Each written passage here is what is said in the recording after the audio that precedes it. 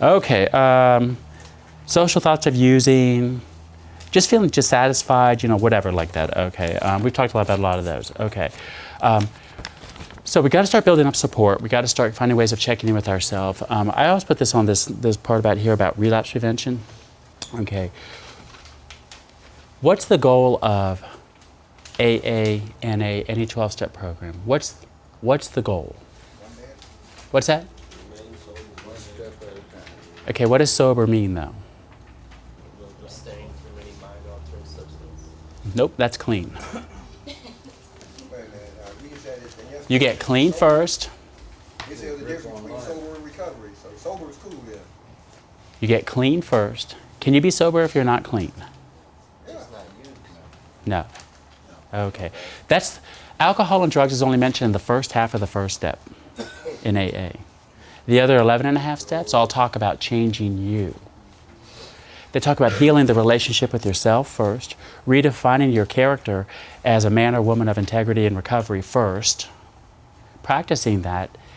Then, those are the first 7 steps, house cleaning, right? And redefining your character as a person in recovery. Who am I today if I'm not a recovering addict? That's what the first 7 steps help you do. Steps 8 and 9, after you've practiced the character, being the person that you would want to marry, that's when you go back in steps 8 and 9 and become willing to make amends to other people. When we sober up, we actually feel guilty. Guilt's appropriate, right? Guilt's when you feel bad about what you've done. You can change your behavior. Shame is what you work on. I have one son, and I'm pregnant with another. But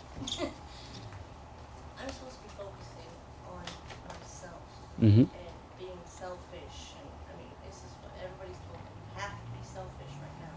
You have to focus on yourself. And I get the guilty feeling every day because, and me myself, it's never been who I was to be the selfish person.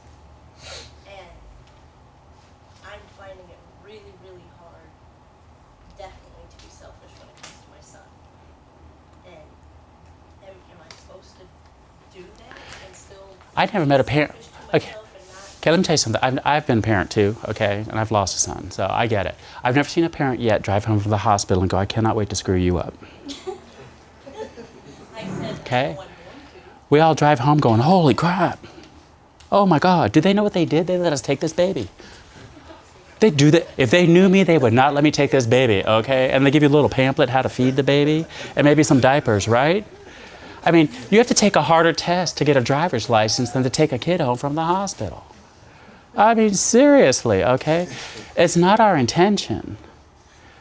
There's an old saying in recovery that the heart always pumps blood to itself first. I have to take care of me or I cannot. Like if you're on an airplane and things come down, you got to put the thing on yourself first, right? And then on your kid. Because if you pass out, how can you help your kid? Right? So you always got to pump blood to yourself and get oxygen to yourself first. And then you have more to give to your child. It's a hard balancing act the first couple of years of recovery. It is. And that's why we need help. We all need, the hardest thing, addicts hate asking for help. Addicts hate it. We do not like to ask for help. Okay, self-reliance is, addiction says you got to handle it. You got to keep a stash, do whatever it takes, right? And you make it all happen. That's me. Right. And so we have to do it. They'll say in AA, fake it till you make it. You ever heard that? Yeah, that's dangerous. Yeah. Sometimes you have to. You got to ask for help even when you don't want to. You got to show up at a meeting when all you want to do is not go. I was a huge thief in my addiction. We'd walk out of the store and my sponsor would go, empty your pockets. I'd go, why? He goes, I am not getting busted for you boosting. I go, okay, Bill. Start emptying my pockets. He goes, damn it, quit stealing. He goes, if you want to be honest, Chris, act as if you are honest. I was doing working on my character, redefining my character, and I put down honest. He goes, really? He said, so you're much more cash register honest, but for the rest of your life, Chris, you're telling me that when you get awareness that you're lying, the second that you do, you look at that. What's your first name? Liz. That, if I was lying to Liz, I'd go, Liz, I'm sorry, I just lied to you. You know what? I'm trying to work on that in recovery, and I'm really apologize if it caused any harm and everything. Is it possible to regain your trust? But that's what I'm working on. What would you need? I'll And I said, I'm not saying that to people. I'm not saying that. And he goes, well, then don't put that down on your list of one thing you're going to work on as a man of character right now. Don't put honest down there. Don't lie to yourself or to me. I said, that's what being honest means? And he goes, yeah. He said, you cannot be dishonest and stay clean, Chris, and sober. All right? So I get it. It's hard. It's a balancing act. The more you learn how to take care of yourself, though, the more you have to give to others. You got to replenish yourself first. Your stealing was an addiction. So, no, it was just necessary. It became a habit. You know what I mean? I'm really lazy. I don't like to work. I'm really lazy. I don't like to work. Okay? So, you know, I was like, I'm not getting a job to buy drugs. Just steal. A whole lot easier, right? No, but I meant when you were sober. It was a habit. As a compulsion. Yeah, exactly. And an obsession. It was very, very hard. And it was driven by fear, too. Stealing when you were high? What's that? Were you more drawn to stealing when you were high than? You know, I don't know which came first, the chicken or the egg. I started getting so drunk and high when I was young that, Every time I got high, I did my damnedest to stay away from any store. yeah. Because the stupidest things I would Yeah. go. Okay, let me just, And I would think of. okay, speaking of that, people always ask me, why do I do dumb things when I get high, right? Everybody does, right? Because what's the first part of your brain that shuts off? Reason. The thinking part of your brain, right? It's real easy to tell yourself not to drink and drive with 1 or 2. Have 20 beers, how hard is it not to drink and drive? Right? We all make bad decisions then, right? Okay. It's just normal. Okay. But a 12-step program is where we actually start going and start working those steps. First 7 redefine your character.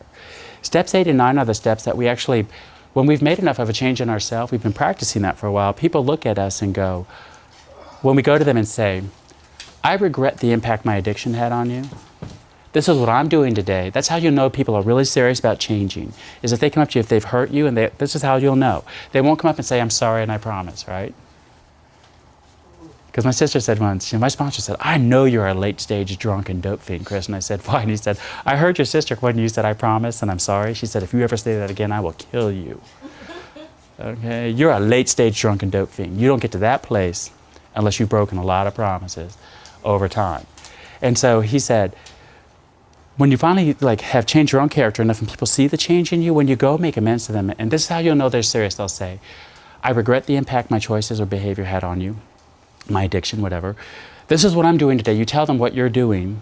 I'm going to AA, I'm working my steps, I'm doing these things, and I'm rebuilding and doing whatever.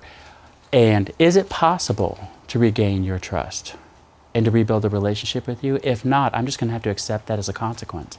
Because everybody has a tolerance level in relationships. You could become the poster man or woman for recovery, and some people go, I don't care. My brother said to me once, he hasn't talked to me in 27 years. Because he said, I don't care if you're recovering and you're a therapist and you're a drunk like dad and one day you're going to drink again and hurt me. Don't ever call me. I've never met my nieces. They're both out of college now. I've never met them. He said, if they want to talk to you and they're out of college, I forbid them to have any contact with you. I've tried to send cards, and he sends them back shredded. Just fight and get it over with. Okay. What's that?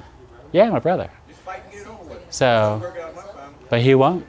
He's done, right? Some people are just done. Fight and get it over If they're fighting, they're still involved. When I used to do couples counseling, I loved to see couples out there in that lobby fighting with each other. with. 'Cause you know what? You call him They're something, still you call him connected. pussy buttons to make him fight. So, oh no, he won't even answer the phone. Sending them cards back shredded. He's done. He said, I'm done. And I believe him. His behavior shown me over 27 years. You could become the poster man or woman for recovery. You could become the Pope. They won't care. You can cross that line. There's some things damage that's just permanent. So if that's the case, I have to accept that, okay? If it isn't, if you are willing to work on it, my sister said, I'm willing to work on it. And she actually called me back. I wrote her a letter and said, what would you need to see from me in order to be able to ever trust me again? And before that, she wouldn't talk to me. And it took her 2 months to respond. And she finally called me one day and she said, okay, I want to know who helped you write that letter. Because I know it wasn't coming out of your mouth. Okay? I said, my sponsor. Some of the things you talked about tonight was right on in my situation, especially the part about the denial and the withdrawal part. Mm-hmm. It beat me in the ass all week. Yeah, yeah, yeah, yeah. And fellas, I've been worrying some of you guys about the same guys. Well, and you know, Covered on this paper today. I think guilt's appropriate because that's why we have 2 whole steps on making amends, because we do feel guilty. Okay? When I've been a priest, I've had a lot of jobs, and I used to be a priest, and when I worked in prison, I worked assessing people to go to the drug and alcohol unit or to the criminal thinkers unit for the sadistic, antisocial sociopaths. People that enjoy hurting people. The people that I'd say, tell me what you did, and they go, you want to know, Father Chris? I'll tell you. And their pupils dilate. Talking about hurting children or women or other people. They get excited, right? And I go, oh, you go to the criminal thinking unit. Addicts sober up and we go, God, I don't want to talk about it. Really? Why do I have to, I feel so bad about it. If you knew me, you would not like me. That's how addicts think. Sociopaths think like this. I don't care what you think. The rules don't apply to me. And I used to go home and call my Monsignor and go, Bishop, I'm glad we have bars. Oh my God, there are people that should not be out in the world. And he says, yeah, you're learning that there's real evil in the world, Chris. Some people don't have the capacity for empathy. And their brain is just hardwired in a way that they get off hurting people. They plan it. And how they act it out, whether or not they're a gangbanger, or Bernie Madoff in prison, right, who stole all those billions of dollars from his investors, how they act it out just depends on the environment they grew up in. Okay?